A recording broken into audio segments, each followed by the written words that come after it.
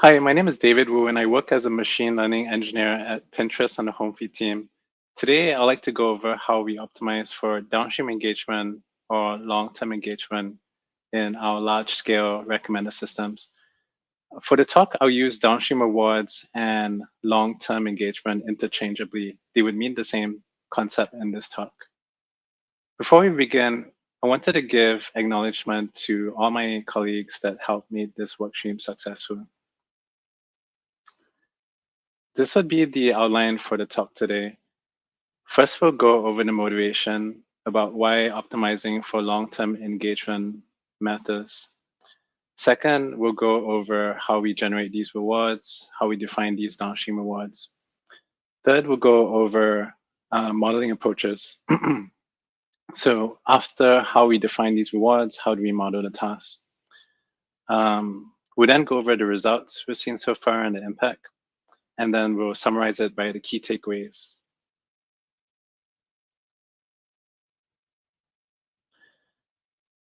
We'll talk about the motivation. Currently, most of our recommender stack optimizes for immediate engagement. The goal here is to move beyond immediate engagement and optimize for both short and long-term engagement. This is an example of if we optimize for short-term engagement. When we optimize for immediate engagement, this biases towards recency, and our feeds become too responsive. This may lead to shorter sessions or less frequent sessions over time as we bias towards short-term engagement. Now, if we optimize for both immediate action and also subsequent downstream engagement, this can drive deeper session engagement, and we can drive better outcomes for the pinup. For example, we can optimize for discovering new boards, revisitation, and realization, or being able to purchase and fulfill some of their board intents. The hope is with downstream engagement, we can drive the following: deeper and more frequent sessions, retention or increased revisitation, shopping engagement, since Pinterest is, pinners come to Pinterest when they're in the discovery phase, and we can drive funnel conversion. Next, we'll talk about how we would like to, how we formulate this from a scoring function perspective. In order to optimize for long-term engagement, we can formulate the scoring function as a weighted sum of two types of functions. So we have short-term reward functions and we have long-term reward functions. An example of short-term reward functions can be immediate engagement. These can be clicks, on Pinterest case, saves. Example of long-term reward functions can be what is the engagement that happens after a click? What is the engagement that happens after a save? For example, if you save something on Pinterest, do you come back and visit? Do you come back and revisit it within a few days? Given this two formulation, the rest of the slides would focus on how we estimate these long-term reward functions. So the next topic we'll talk about is how do we generate these rewards to estimate these long-term reward functions. Here's an example of a long-term reward that we want to define. In this case, on the left, we start with home feed, and this is a very typical user journey on Pinterest. Pinners would either land on home feed or search. They'll engage with something, and they might refine their search through related pins. Related pins tends to surface pins that are very similar, and pinners often use related pins to refine their search from something that's more broad topic to something that's more granular topic. So this is a common example of how we might define the long-term rewards. So there are two scenarios here. A pinner interacted with a recipe pin, and there was a one-off engagement. They interacted with the recipe pin, and that was that. In the second case, they interacted with a fashion pin, and this led to several engagements after. So the fashion pin has a higher cumulative reward, and the recipe pin has a lower cumulative reward. In general, what we want to do is we want to reward the pin that led to higher rewards. We want to rank the pin on home feed. We want to rank that particular pin higher on home feed. As you can see there, when defining these rewards, there are a few factors to consider. There's the discounting factor. So where does that engagement happen in this user journey? And typically you want to attribute the reward when it's earlier in that user journey. There's hard and soft attribution methods. So if you have engagement if you have some initial engagement in the session and some engagement further in the session, how do you attribute those two engagements together? How do you link those two engagements together? And lastly, there's time windows. So you can consider computing rewards within a session. You can consider computing the rewards across sessions, and so on and so forth. So as you can see, computing these rewards, there are a few factors to consider. As we mentioned, part of the problem of defining long-term reward functions is that the space of rewards is very large. There are a few requirements to support and consider. In the ideal case, we need a framework that does the following. It allows dynamic reward computation. So this way you can support hyperparam tuning, and you can hyperparam tune and define those rewards. We need a flexible attribution model that we can try different attribution methods. And we also need to be able to easily join these rewards to different training data sets. So in essence, what we want is to have a unified rewards platform that we can share across training data sets, across different surfaces, across different models. That way we can align the rewards across the ecosystem. The computation also needs to support the following aggregations: different discounting factors, hard and soft attribution, and different time windows. So you can see that investing in this framework is quite important. Next, I'll go into, at a high level, what this framework might look like so that we can enable some of these requirements. At a high level, there are four technical components. Starting at the top, we have a unified rewards table that we can share across training data sets. This would serve as a unified source of truth.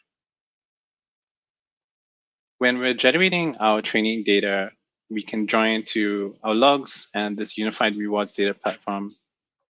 And what we can do then is that instead of representing labels as, in some cases, binary labels, we can represent these labels as raw sequences. So these can be a list of events.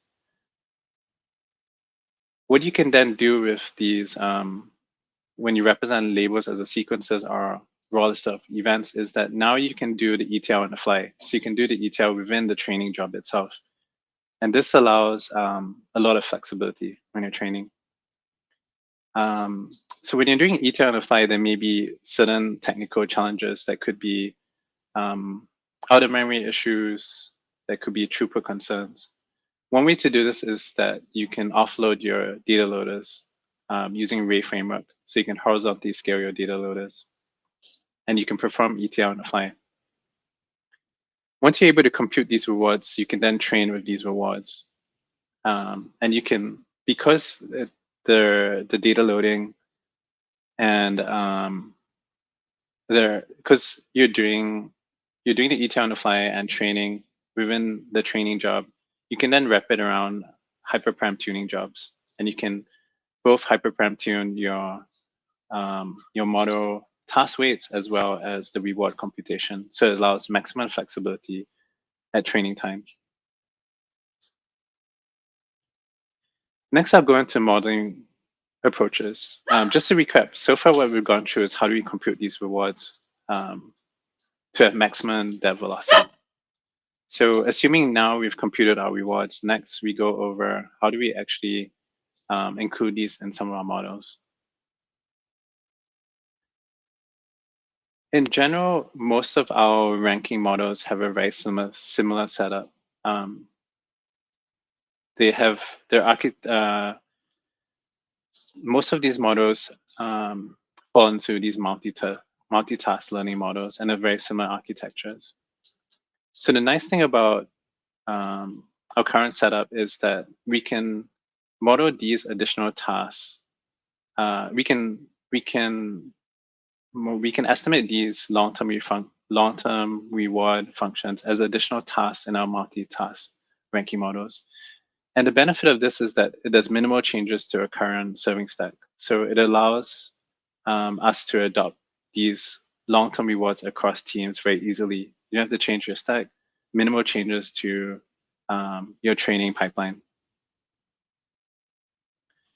Once you have these tasks estimated in your multitask ranking model, in the utility layer, you can tune these utility weights to tune the weighted subroutine, these short and long-term reward functions.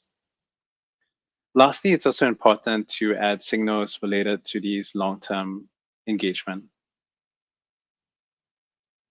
Next, I'll go into some design considerations when you're adding these rewards to these multitask learning models.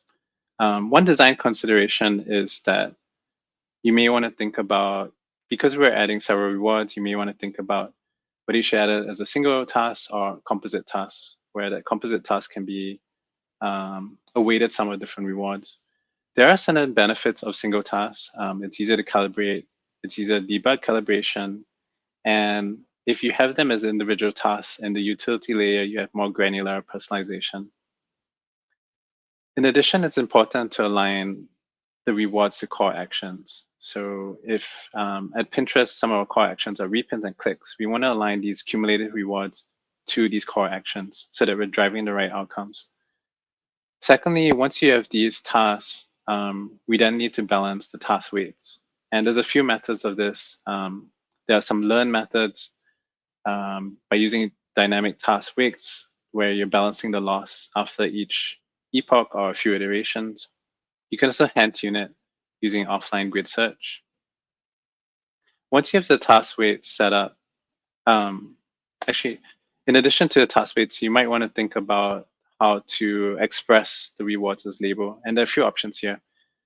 One is as binary labels. So if the reward is positive, if the reward would naturally be a continuous value, and one way of representing that is to discretize the binary labels.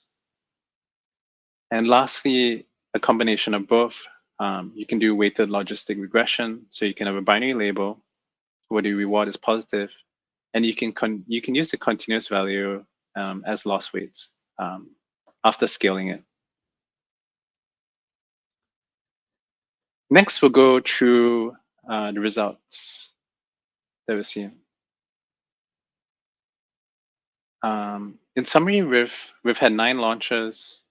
We've adopted this across 2 major surfaces, and one of the other surfaces is in experimentation.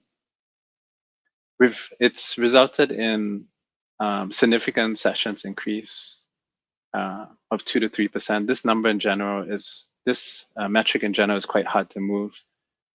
So the opportunity size is quite significant. We've also increased shopping engagement significantly. And I didn't have it on the slide, but we've also increased retention as well, just because the number is sensitive, so I couldn't include it in the slide. But I just wanted to highlight that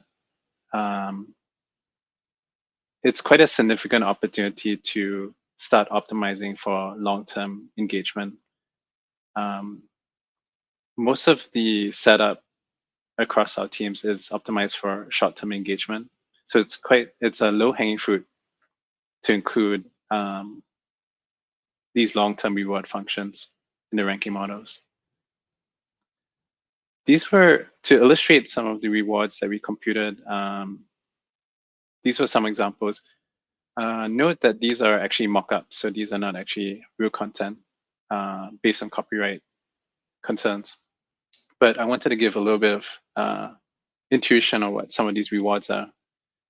So the first reward is that these are rewards that can drive highly engaging related pin sessions. So as mentioned before, home feed or search is a gateway or portal into related pins. So typically the user journey starts on home feed or search and the user refines it across related pin sessions. So what you can do is that you can compute a reward based on the related pin sessions, and you can drive, you can rank pins based on how fulfilling that related pin session might be. The second use case is also really interesting. So at Pinterest, pinners tend to come to Pinterest when they're early in their shopping journey. So they might be in the exploration phase or discovery phase, and that's a unique position to be in. So typically what happens is that they start with very inspirational pins. So it could be products within sort of an inspirational context. And finally, we want to drive actionability. So how do they go from that inspirational pin to being able to fulfill that intent or purchase some of the products? So one reward that's particularly interesting is that given these inspirational pins, you can then attribute them to the final pin that they either bought or checked out. So you can drive inspirational pins that lead to checkout behavior, which is really interesting.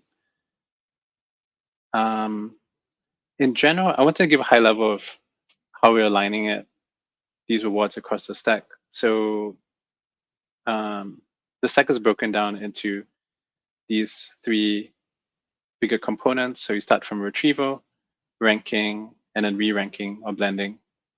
And this is a very similar setup for the different surfaces. So we started on the ranking side. We computed these rewards and we drove adoption across all the different ranking models so that we're aligning objectives across different surfaces. And that worked out really well. That we're seeing positive feedback loop across surfaces. The next thing we want to do is align the rewards across the different parts of the stack. So for example, in retrieval stack, we also want to align the rewards, long-term rewards there. For example, it could be in lightweight scoring. And also in the blending or re-ranking objectives, when we do whole page optimization or business objectives, we want to include long-term reward functions as well. This way, we're aligning rewards across the stack. This is a data point on about why it's important to align these rewards across the stack, because it can create positive feedback loops. Just for context, here we shipped these long-term reward functions in both the home feed and related pins ranking model. So that was the setup. We have these rewards in home feed and also related pins ranking models. We then did a follow-up experiment that optimized the downstream rewards in the related pins ranking model. So no changes on home feed, only changes in the related pins ranking model. And you can see highlighted in the sort of dotted blue line that there are positive feedback loops. There's gains in related pins, and then there's gains in home feed, and this leads to overall gains as well. So it's important to align these rewards across surfaces because they can lead to positive feedback loops. Lastly, I'll summarize with what I think are key takeaways. Firstly, there's significant opportunity to drive retention and session frequency through long-term rewards.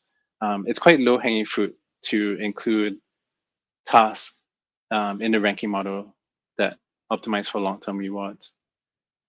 Secondly, we can implement long-term rewards as part of the multitask learning model with minimal changes to the stack by adding additional heads and tasks. This is important because it lowers the friction for adoption.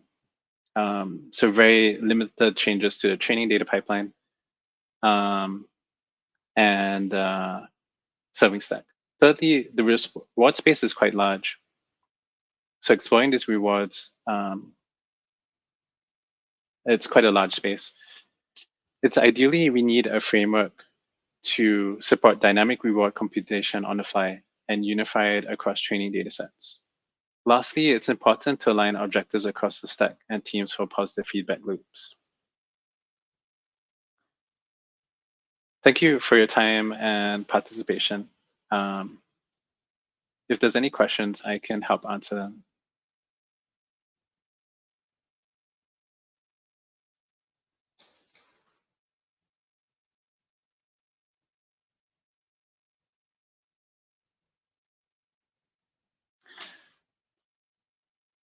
I see a question in the chat. Given the complexity of the behavior and of the model, I would guess that overfitting is a major problem. How do you account for that?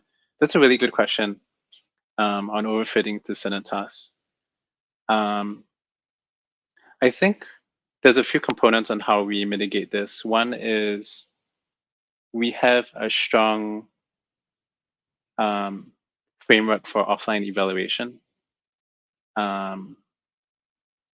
So here what we do is we split our training data and offline eval by dates.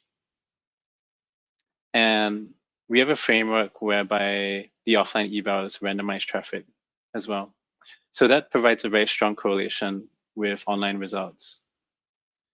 So we can mitigate overfitting by, say it overfits on the training data set. Since the offline eval is separated by DTs, we'll detect any over or underfitting, and we can run HPT jobs based on that. So some of the parameters you might run with HPT is some of the task weights, any regularization that can reduce some of these overfitting.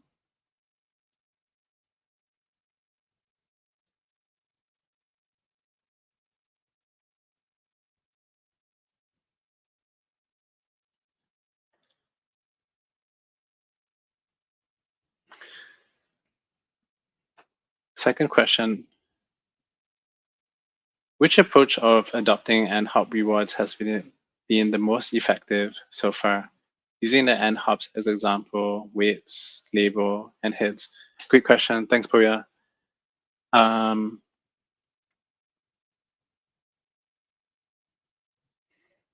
Yeah, this comes down to, in terms of model performance, what is the most effective way to adopt these rewards? And as Poya mentioned, there are a few tuning parameters. So there's sampling, there's tuning the task weights, there's how do you define these labels, architecture, design choices. Do you add this as another head, or do you add this as an auxiliary task? And I think in general, what we found in terms of impact is that data sampling plays an important role. So the more training examples that you have of that reward, the better you can generalize. The next easy thing to do after sampling is to run HPT on the task weights. It's both effective and you can scale the exploration of those task weights. Lastly, it's also important to add it as a head. The reason for that is that you can impact the final ranking as much as possible. So adding it as a head, you can add that directly to the utility layer, scoring layer at serving, and that would have the maximal impact.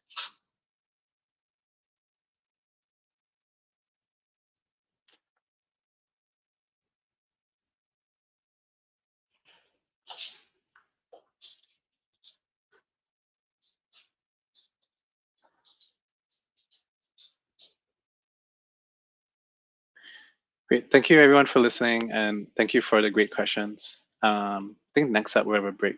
Thank you.